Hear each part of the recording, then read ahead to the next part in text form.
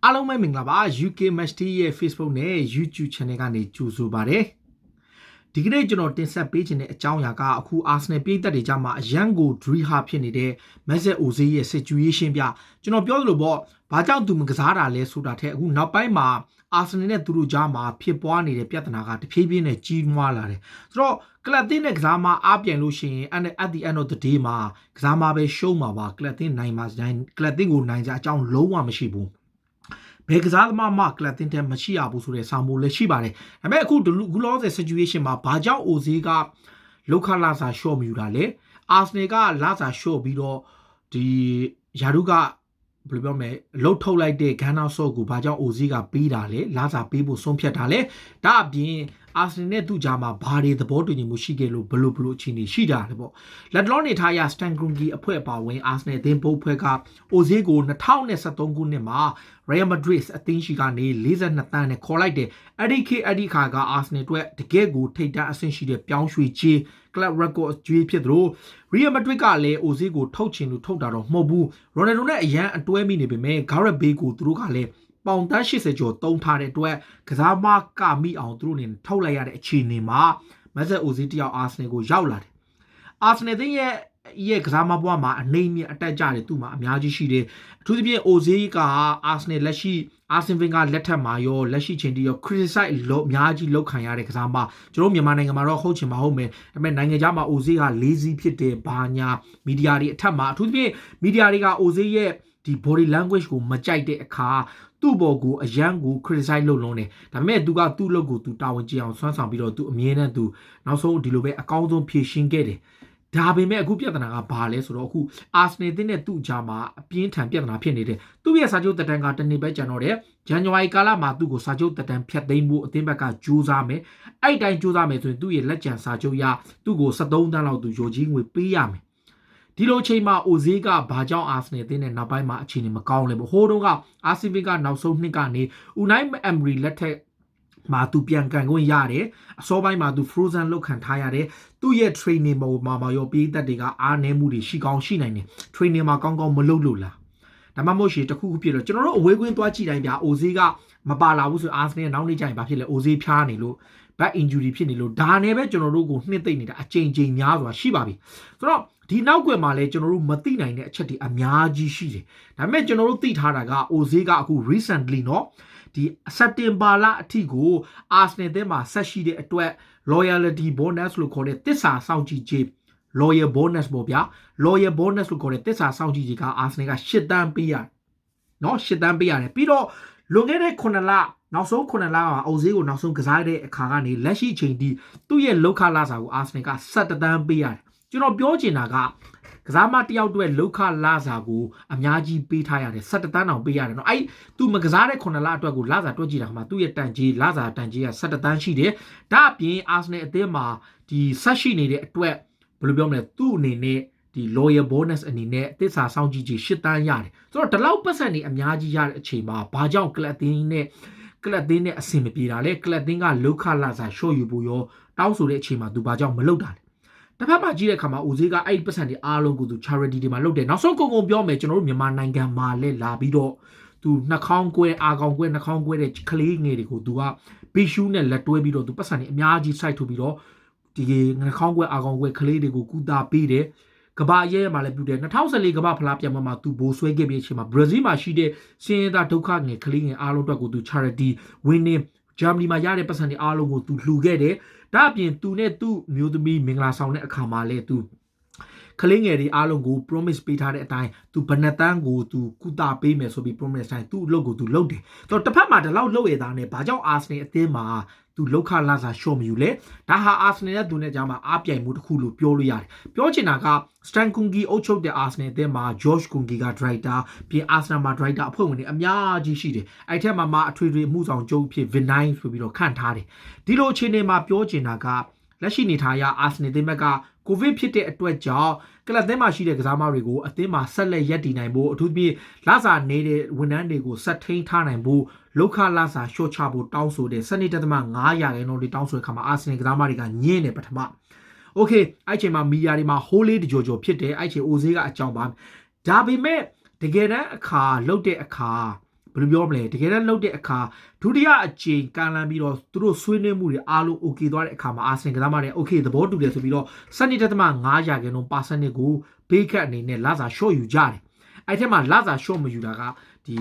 ပါတဲ့ကစားမတွေပါတယ်ဆိုပြီးသတင်းထွက်တဲ့အခါမှာမီဒီယာတွေမှာဖော်ပြတာကအိုဈေးကိုအာဆင်ကနာမည်ဖြတ်ချင်တာပဲလားဒါမှမဟုတ်ရှင်အိုဈေးကိုယ်တိုင်က short မယူလို့ပဲဒေါသထွက်ပြီးတော့နာမည်ပေါ်ကျွန်တော်ပြောချင်တာကကလပ်ထဲမှာဘယ်သူပဲလာစာ short ယူလို့ဘယ်သူပဲလာစာ short မယူနာမည်ဘယ်သူမှထွက်เสียမလို့ဒါပေမဲ့အိုဈေးအပါဝင်တဲ့ကစားမ3ယောက်လာစာမ short ယူဆိုပြီးပြောတဲ့ထက်မှာအဲ့ထဲမှာအိုဈေးကိုနာမည် mention လုပ်လိုက်ပြီးတော့မီဒီယာတွေကြားမှာဒီကလပ်သင်းဘက်ကဒီသူတို့လောက်ခလာစာဖြတ်ထားတဲ့အကြောင်းအရာကိုသူတို့ဘာမှမပြောဘဲနဲ့အိုဈေးနဲ့တိတိုက်ပြီးတဲ့ခါမှာဒီဘယ်လိုလဲ PS Morgan ပါဝင်ဒီတစ်ဖက်ကဒီဖိုမာစင်နဲ့ Arsenal တင်းကိုဝေဖန်နေတဲ့သူတွေအားလုံးကစတွေးကွက်တယ်မျိုးအောင်အိုဈေးကိုတောက်လျှောက်ပြောတယ် IG5 နဲ့ဒါပေမဲ့ဒီနေရာမှာနောက်ကွယ်မှာကြည့်တဲ့ခါမှာအိုဈေးဘက်ကဘာကြောင့် short မလို့လဲဒီလို short မယူတဲ့အကြောင်းရင်းအချက်ကသူပြောသွားတယ်လေအဓိကက club တင်းက promise ပေးထားတယ်ငါတို့လောက်ခလာစာ short ယူရင် club တင်းဘက်ကကစားမတွေကိုလောက်ခလာစာ short ယူတဲ့အခါမှာဝန်ထမ်းတွေကိုသူတို့စေဖြစ်ရမယ်လို့ပြောထားပေမဲ့တကယ်တမ်းမှာသူတို့ဝန်ထမ်း55ယောက်သူတို့ဖြုတ်လိုက်တယ်သူတို့အသင်းမှာမလိုအပ်တဲ့လူတွေကိုဖြုတ်တာတော့မှန်ကန်ကောင်းနိုင်တယ်အဲ့ဒီဘက်ကဘာပြောလဲဆိုတော့အဝေးရောက် scouting system တွေဝန်ထမ်းတွေကိုထုတ်တဲ့အချက်ကလက်ရှိမှာဒီ database internet system အရ analyze system ကိုသူတို့သုံးနေပြီဖြစ်တဲ့ကြောင့်ဝေးရောက်ကင်းတောက်တွေကိုသူတို့မလူကြဘူးသူ့ရဲ့အချက်လက်တွေနဲ့အနီးကပ်ဒီလူတွေနဲ့ပဲလုပ်ပြီးတော့ဒီ scout တွေကိုဖြုတ်တယ်ပါညာလို့ပြောလိုက်တယ်ဒါကသူတို့ reason တစ်ခုပေါ့ဒါပေမဲ့တစ်ဖက်မှာပြန်ကြည့်တဲ့အခါမှာ OZ ဘက်က point ထောက်ပြတာကမင်းတို့ငါတို့ promise ပေးထားတာလောက်ခလာစာ short ယူရင်ဘသူ့ကိုမှဖြတ်မှာမဟုတ်ဘူးလို့ပြောထားပေမဲ့တကယ်တော့မှ OZ ဘက်ကမှန်လားမှားလားဒါဘေးသက်တွေပဲသိမှာပါဆိုတော့သူကငါတို့ကစားမတွေအားလုံး short ယူရဲ့ဈားတွေကဝန်ထမ်း55ယောက်ကိုဖျက်လိုက်တဲ့အတွက်ကြောင့် OZ ကလည်းသိတယ်အာဆနယ်ရဲ့လုံးရွက်ကိုသိတဲ့အတွက်ကြောင့် okay ဆိုပြီး तू ကလုံးဝ short ယူတဲ့အခါမှာ तू နဲ့အာဆနယ်ကြားမှာသူတို့ကပြဿနာဖြစ်နေတယ်ဖြစ်တဲ့ဖြစ်ကမှာတကယ်တမ်းဖြစ်ရင်ကစားမနဲ့အသင်းနဲ့ပြဿနာဖြစ်ရင်ကစားမပဲရှုံးမှာပါဘာကြောင့်လဲကစားမကဒီအသင်းမှာလာရောက်ကစားတဲ့အခါအချိန်တိုင်းတာတစ်ခုပဲမှာအချိန်တိုင်းရင် तू ထွက်သွားမှာပဲသူတို့အသင်းဘက်ကလည်းသူတို့ရဲ့ policy တိုင်းသူတို့သွားတာမှန်ပေမဲ့သူတို့အပြောနဲ့အလုပ်မညီခဲ့တဲ့အပေါ်ကိုဝေဖန်မှုတွေအများကြီးရှိတယ်ဒီကြားထဲမှာမှတ်မိလားလီဗာပူးကဝန်ထမ်းတွေကို short လိုက်တဲ့အချိန်လာတာတွေမပေးဘူးထော်တနမ်ဟောစာမပေးဘူးချိန်မှာပေးသက်တွေအရန်ဝေဖန်တဲ့ခါမှာနောက်ဆုံးကလီဗာပူးက U-turn ပြန်သွားရတဲ့အခြေအနေမျိုးရှိခဲ့တယ်ဒီလိုအခြေအနေမှာအာဆနယ်အသင်းဘက်ကအခုနောက်ဆုံးမှာဂန်နာဆိုရဲ့လောက်ခလာစာကိုပတ်တိုင်းကိုပါဒီရက်သိမ့်မယ်ဆိုပြီးတော့ဆုံးဖြတ်ခဲ့တဲ့အခါမှာပြည်သက်တွေတော်တော်လေးပောက်ကွဲသွားတဲ့အချိန်မှာ OZ ဘက်ကချက်ချင်းပဲထွက်လာပြီးတော့သူ as long as သူ Arsenal fan ဖြစ်နေတဲ့ကာလပတ်လုံး Arsenal ကစားမဖြစ်နေတဲ့ကာလပတ်လုံး Arsenal ကစားမအဖြစ်ရှိနေတဲ့ကာလပတ်လုံးမှာဂန်နာဆိုရဲ့ Jerry ရဲ့လောက်ခလာစာကိုသူပေးသွားမယ်လို့ပြောထားတယ်ဆိုတော့တချို့ကပြောတာပေါ့ဘာကြောင့် Arsenal ကတန်း90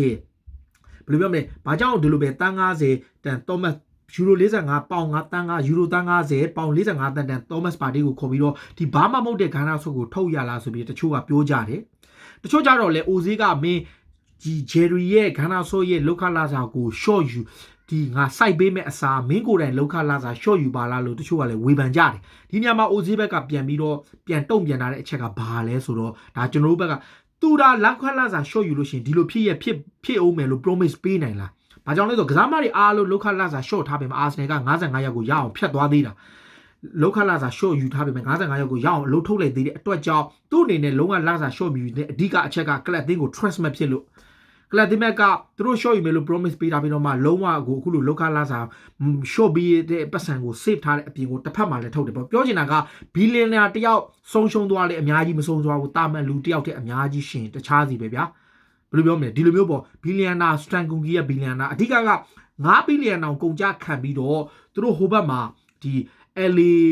Ram တင်းရဲ့ Sophie Stadium ကြီးကိုစောင့်နေတာနော်9 billion ကုန်ကြခံပြီးတော့ major ဒီ NFL မှာစောင့်နေတဲ့ကွင်းသစ်ကြီးရဲ့စီမံကိန်းကိုအာမနာဒီဘက်မှာလောက်ခလာစာရှို့တာကိုသူတို့ဘက်ကမကြည်နပ်ဘူးအဲ့ဒီအတွက်ကြောင့် OZ နဲ့ club တင်းကြားမှာပြဿနာဖြစ်နေတယ်အခုနောက်ဆုံးကြည့်ရတဲ့ figure ရကျွန်တော်ခုနပြောလို့ပေါ့ Saudi Arabia က club တင်းတစ်ခုက OZ ရဲ့လောက်ခလာစာအတိုင်းသူ့ကိုလာစာပေးမယ်သူကညင်းတယ်ဒါအပြင်ဟိုတနေ့က NSA ဆိုတဲ့အသင်းကလည်း OZ ကိုပြောင်းရွှေ့ကြီး9သိန်း5တန်းအပြင်လောက်ခလာစာလဲ3သိန်းခွဲထိပေးမယ်ဒါလည်းသူစက်မနေဘူးပြောချင်တဲ့အချက်ကစက်နေရင်သူအနေနဲ့အကျိုးမြတ်ကသူဒီမှာရှိနေသေးတယ်အရှိလေပိုင်းကိုတွားပြီးတော့သူမေးရမသေးကြတဲ့ကစားမပေါ့အဆုံးသတ်မလား2021ထိအာဆနယ်မှာစက်နေပြီးတော့မှသူအနေနဲ့ကြိုက်တဲ့အသင်းကိုခေါင်းခောက်ပြီးတော့ပတ်စံလာစာအများကြီး signing fee အများကြီးနဲ့သူပြောင်းလို့ရမလားဒါကိုသူစဉ်းစားမှာတစ်ချိန်တည်းမှာအာဆနယ်ကသူ့ကိုအသင်းမှာလက်ရှိ September လထိဆက်ရှိတဲ့အတွက်ကြောင့်ကျွန်တော်ခုနပြောလို့ပေါ့အပိုစုချင်းကို8တန်းပေးရတယ်ပေါင်8တန်းပေးရတယ် ဒါအပြင်ပြီးခဲ့တဲ့သူနောက်ဆုံးကစားခဲ့တဲ့ match လာကနေလက်ရှိချိန်ထိသူ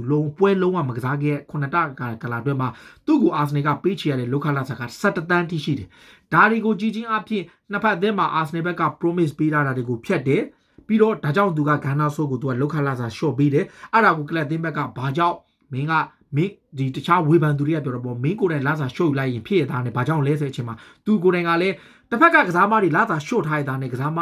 လူရောက်55ယောက်ကိုထုတ်လိုက်တဲ့အတွက်ကြောင့်သူ့အနေနဲ့မလျှော့ရခြင်းရဲ့အဓိကရည်ရွယ်ချက်ကလပ်အသင်းကို trust လုံးဝမဖြစ်ဘူးဆိုတဲ့အကြောင်းပေါ့ဆိုတော့ဒီနေရာမှာ Mikel Arteta တို့ဘာလို့ကမြေစာပင်ဖြစ်နေတာသူတို့ကဘာမှသိတာမဟုတ်ဘူးသူကအခုမှ brand new နီးပြတယောက်တစ်တောင်မရှိတဲ့အချိန်မှာသူဒါတွေမသိဘူးဆိုတော့ဘိုးဖွဲ့နဲ့ Arsenal နဲ့ဘိုးဖွဲ့အကြားမှာ Ozil နဲ့အားပြိုင်နေတဲ့အခါမှာဒါလက်ရှိနေထားရဒီလို situation ဆိုတော့သူကတက်ဆက်ပြီးတော့ frozen လောက်ခံထားရအောင်ပါပဲ2021ရာသီကုန်ထိသူဟာအသင်းမှာဆက်ရှိမယ်ဘလို့ပဲဖြစ်ဖြစ် agent ကတူရကီကကလပ်တွေရောတခြားကညင်းဆိုတာကန့်လန့်ထားတဲ့အားလုံးကိုသူဆက်ပြီးညင်းအောင်ပါပဲဘာကြောင့်လဲသူ့အနေနဲ့မကစားရလဲတစ္ဆာဆောင်ကြည့်ဆိုတဲ့ bonus ကပေးနေရအောင်ပါပဲအခုလောလောဆယ်စက်တင်ဘာလထိတောင်သူ့ကို10တန်းပေးရတယ်ဗျာ Arsenal တင်းကအဆုံးကြီးပဲဆိုတော့ကျွန်တော်ပြောချင်တာကဒီလိုမျိုးကိုယ့်ဘက်ကအရှုံးဖြစ်မဲ့တူကစားမတွေကိုလာစားလဲပေးထားရမယ်အပူတွေအများကြီး bonus တွေပေးရမယ်သူ့ကိုအသင်းမှာဘာကြောင့်မသုံးတာလဲ